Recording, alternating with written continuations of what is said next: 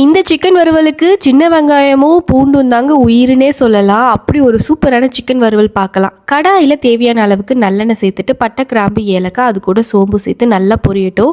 இது கூட கருவேப்பிலை, அது நல்லா பொரிஞ்சதுக்கு அப்புறமா நம்ம தாராளமாக சின்ன வெங்காயம், பூண்டு சேர்த்துக்கலாம். எவ்வளோ சேர்க்க முடியுமோ அவ்வளோ சேருங்க, சூப்பராக இருக்கும். இப்போ இது நல்லா வதங்கிட்டு இருக்கிற கேப்பில் ஒரு மசாலா ரெடி பண்ணிக்க போகிறோம். இன்னொரு கடாயில் 1 ஸ்பூன் அளவுக்கு தனியா, 2 காஞ்ச மிளகா, பட்டை, கிராம்பு, இது கூட சோம்பு, சீரகம், மிளகு இதெல்லாம் சேர்த்து நல்லா வறுத்துக்கோங்க. நல்லா அரோமா வர அளவுக்கு வறுத்துட்டு அதை தனியாக எடுத்து நல்லா ஆறுனதும் அரைச்சி வச்சுக்க போகிறோம். இப்போ சின்ன வெங்காயம் போட்டு நல்லா வறுபட்டதும் 1/2 கிலோ சிக்கனை சேர்த்து உப்பு சேர்த்து நல்லா மிக்ஸ் பண்ணி விட்டு ஒரு 5 நிமிஷத்துக்கு மூடி வச்சுக்கோங்க.